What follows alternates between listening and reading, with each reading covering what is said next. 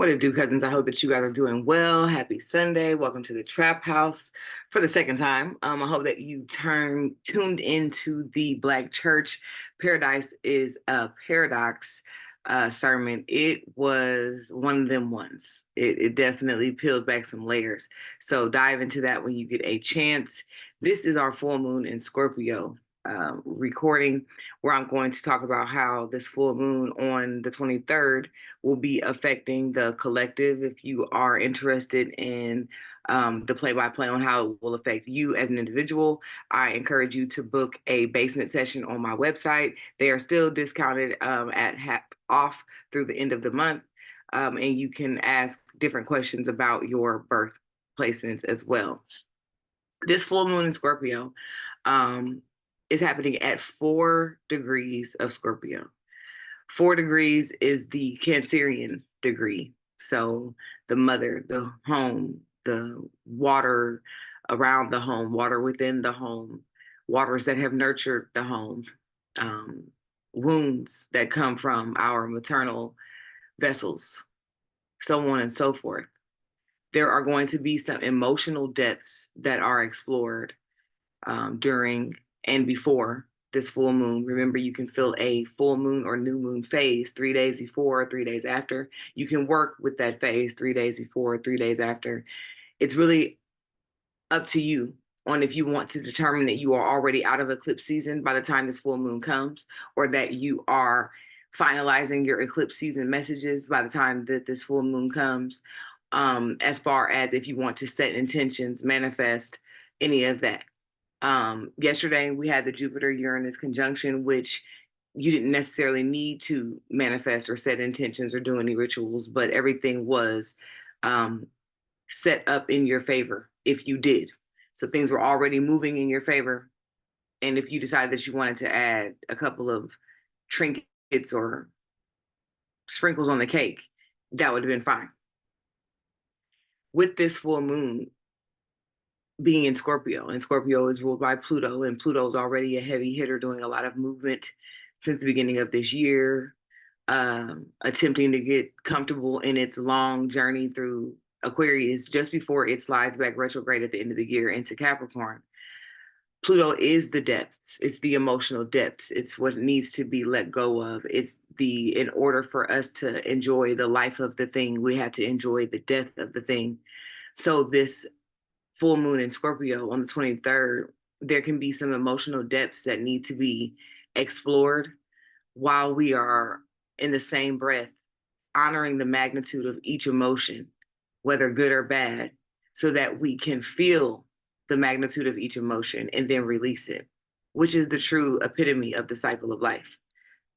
The Scorpio full moon is also going to be building upon the findings that we had during eclipse season, being that one of the star players in the eclipses was Aries. So modern ruler of Aries is Mars. Ancient ruler of Scorpio is Mars. So Scorpio is coming home to roost. Scorpio is coming home to let it all hang out, let it all be seen, and let it be known so that it can be strategically placed or unpacked or released so that there can be space for newness to begin. This moon is going to shed light on both the hidden and intangible truths that are within us that cannot be denied anymore. Where there were uncomfortable realizations, there will now be bridges to new cycles of trust within our own selves, our intuition, and our dreams and potential. Personal inquiry, and you can even pull your own cards on this or just sit in meditation when you do this. What part of my growth process has served its purpose, but now it has reached a dead end in the catalyst, and it is time for me to have the funerary services so that I can move on. Another personal inquiry is, what have I learned that I'm willing to apply on the next part of the voyage? Likely whatever you learned on that first eclipse, the first voyage, the second eclipse or the second voyage, and now coming to the full culmination of things in this full moon in Scorpio, you are stronger, wiser, better, more adept, more aware than what you were on that first voyage. You may not have known how to string up your sails and tie your rope just the correct way and make sure that you tie your lunch up in the correct type of box so that it doesn't get wet and it doesn't bounce all over the ship. But by the second voyage, you understood that. But by the second voyage, you didn't still understand that if the sun is just sitting at the right diameter and that if the moon has not yet crossed this elliptical path, then you may have some sort of a storm. And then that prepared you for other physical circumstances that neither of which you would have known had you never gone out into the water, had you never gone out on the trek, on the voyage. And then the final question is, what am I willing to release in preparation for the next trek? Because as I've mentioned on the Jupiter-Uranus conjunction recording, you are not able to continue dragging your pain into your present. You are quite literally asking, and it is being given. You are asking the universe and your ancestors and the Most High God and Goddess to provide you something that you are praying for. They're like, okay, bet. We're going to go do it. You're asking for your favorite cake to be baked. They're going to get every ingredient for you to receive the cake. They bake the cake. They crack the eggs. They do everything that's necessary. They wait the necessary cooling time before they add the icing. They do all the fixings before they call you so that everything is perfect. And then when you get in there, you say, I remember the time that somebody made this cake for me and it was messed up. Or, you know, this cake is so pretty and it tastes so good that it reminds me of the time when everything in my life was fucked up. Imagine how you sully the energy of that moment, the moment of the presence, because you're so worried about the past.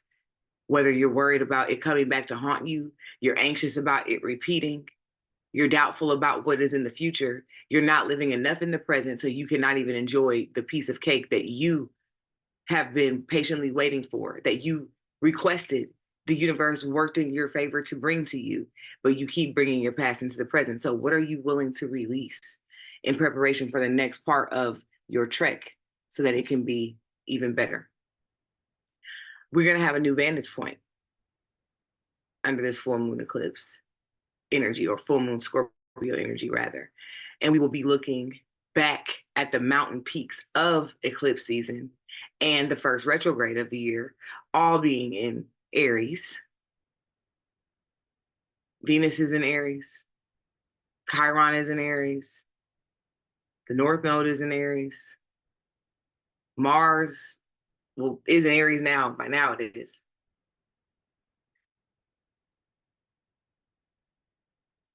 And we are realizing that it's with our Woody the Woodpecker head, our consciousness, our brain, our ability to process information, that we are not just carrying the pain with us, but we have the remedy. We have the medicine bag, and not just the numbing mechanisms that we've been carrying with us prior in that Pisces energy. The Neptunian, I will just escape. If I can escape from what is going on, then it is not real. One of my favorite affirmations is, just because it is true does not mean I need to give my attention to it. But then even that gets a little bit, you have to be intentional with how you are using that, because your rent is due, and just because you don't pay attention to it doesn't mean it's going to go away. It's going to double up on you, and then they're going to evict your ass. It's the balance of the logic and when to apply, and create a space of alchemy so that there can be miracles created in the face of opposition, and not just clinging on in totality to the logic and what is happening at that moment. But then also leaning upon that you are the medicine bag. You hold the medicine. You hold the remedy. No longer responsible for holding the pain. I absolutely love any moon transits in Scorpio during Taurus season, because Scorpio is the proof and representation of the seed that Taurus planted that must die in order for the flower to bloom. So Taurus season is spring, the flowers are coming from the ground and everything is just so beautiful. Everything is in blossom. But there was a seed that had to be planted at one time in order for there to be a flower. But then in order for there to be a flower, that seed had to die in order for that flower to blossom. So it's a beautiful dance, song and dance that Taurus and Scorpio do. Specifically, for me, it's more so during Taurus season than it is during Scorpio. So I love it because you really get an opportunity to appreciate the world, the universe, the seasons, the cycles of life and the universe in a whole different way. And, on the same energy of that, Taurus is the seed that has bloomed, that was once planted, that had to die, and flowers don't bloom overnight. And the last thing that usually sprouts on a tree is the fruit. So as we become more and more okay with trusting the process, we can become more confident in the detachment from the intention or the expectation, because we know that in the end, if the seed was planted in the right environment, with the right amount of sunlight, with the right amount of nurturing and patience, it will eventually grow. So I'm going to go ahead and pull some cards for this full moon. Let me get my camera back. I hope that you guys went out and lived today. It's Sunday evening. So I hope that you got up and got out into the world, enjoyed some sunlight. We're going to see what shadow things that we need to let go of. What part of the dark mirror do we need to reference and let go of under this Scorpio full moon? Scorpios can be intense, and that's because Scorpios die many a death in a 30-day period. Most things that Scorpios have experienced, a lot of people will never experience in their entire lifetime. So when Scorpio seems a little hard up, or when Scorpio seems a little more gangster than usual, or when it seems like you don't know who Scorpio is and you've been knowing Scorpio your whole life, or you've known Scorpio and been looking at them every day for 30 days, and you're like, I don't know how you did all this changing, and I had no idea. It's because they have mastered the process of death and rebirth. They have mastered the process of letting it go because they realize it no longer serves them. And in order for them to get to the next level, they will have to let it go. Blinded to pain is the first energy that comes out. This girl looks like she's being eaten up by, I don't know if these are bees or flies. And it looks like she has like some ancient geometry being etched in her chest. And it's number 13. I'm going to read. Blinded to pain. The stage you may be in is in denial, thinking I can shoulder it and it is not a big deal. These are flies that are pinned, not pinned, but ordered as bees, feeding of the neatly arranged blood. A woman's chest, carved by a blade in a diamond pattern, full lips the color of blood, a blindfold on a woman, the last fly lingers. Carving oneself for every stroke of whip and feeling so broken that it makes no difference to behold. A fly that lives a single day has lived as long as we, yet we accept the passage of time like it didn't matter, like we don't matter. Every day, a single line is added to the pattern. A single fly is added to the wall. We take one more responsibility. We take a little more abuse. We shoulder a little more pain. We smile in the front of a little more abuse and more insolence. We close our eyes to the wounds. We think we can endure it. It doesn't hurt. It doesn't hurt, we say to ourselves. Like men, because it's manly to endure and to be strong. Like women, because it's feminine to endure and to be strong. Like humans, because the care and gentleness we feel is precious to others, and we don't dare to actually claim it for ourselves. After all, we can do it, but it actually hurts. It's painful. Tears are better than feeding flies with our own blood. We can scream and say no, or endure nevertheless, but remembering that we are just humans, neither heroes or saints. Let this Scorpio full moon shed light, illuminate where you have been blinded to previous pain, where you have been tolerating pain, where you've been telling yourself that I just have to grin and bear it. That's another Scorpio motto. Suffrage. If I do not suffer, then I do not deserve. Let the culmination of these energies, let eclipse season show you that you have suffered enough. We talked about a couple of days ago on the Jupiter and Uranus conjunction that Simba realized that he already done all his suffering, that it had already been done. The ancestors have already walked the walk. So now you have to reclaim the throne. You have to go back and be okay with being okay.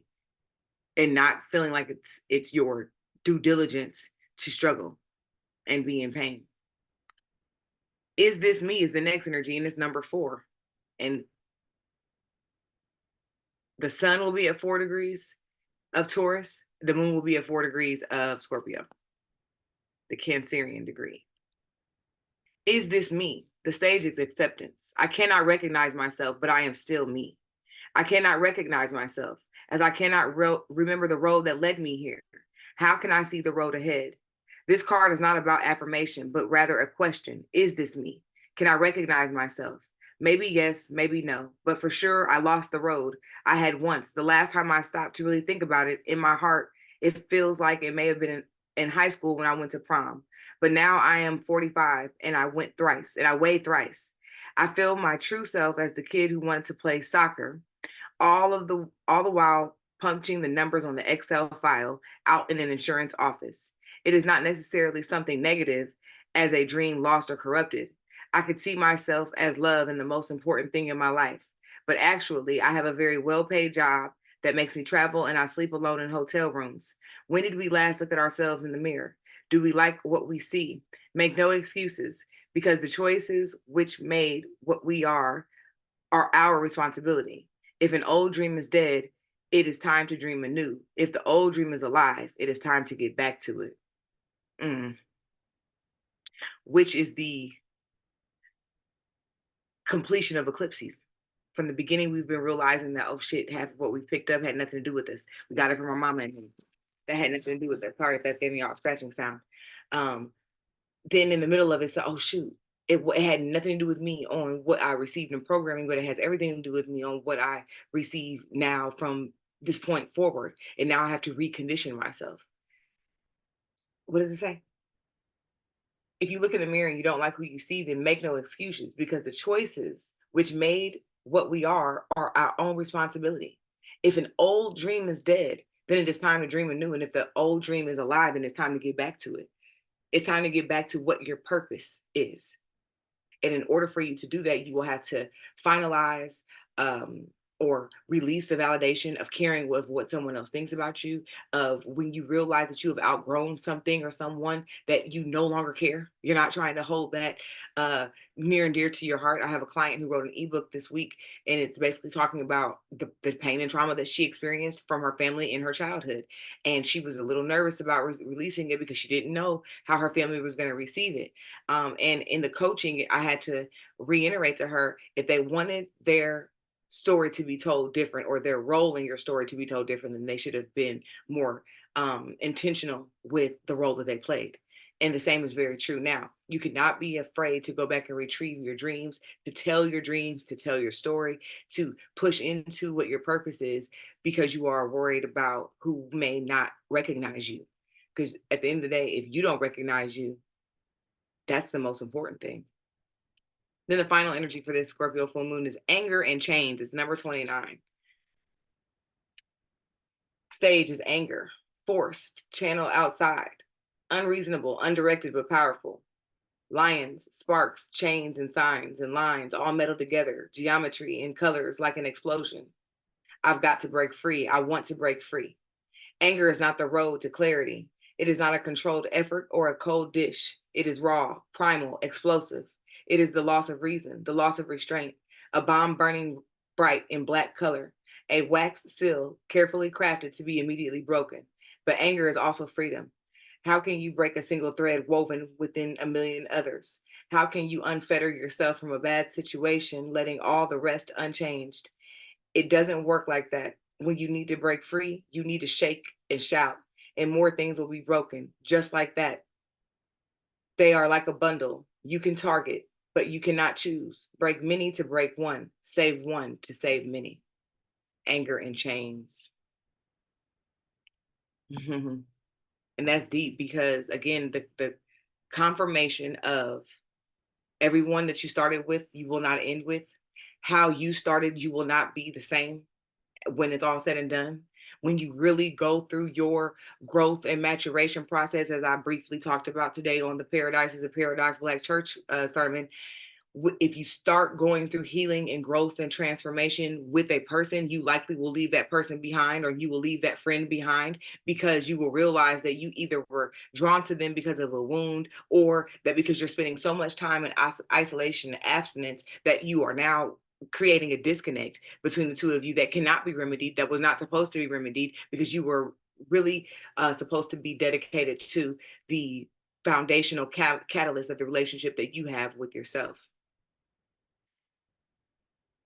The anger and chains, or allowing ourselves to be shook loose, because sometimes you're not going to be able to just leave the friend alone. You're going to have to leave the whole situation. You're going to have to leave the house, the school, the job, the car, the other friend that talked to the friend that connected you to the friend's mama who gave you the homegirl's number. Because sometimes you're not going to be, how can you break one thread that's woven into a million others? It's not possible. Sometimes there will have to be a blackening of it all. There will have to be a burning down of it all, a breaking down of it all, in order for you to reweave those threads and fabrics in a more ideal, um, stronger fashion for where you are headed now. So this concludes the full moon Scorpio recording. Again, I encourage you to book a basement session if you wanted to get some more play-by-plays on how this full moon will be affecting you. I look forward to talking to you guys again. Have a great week. Holla back.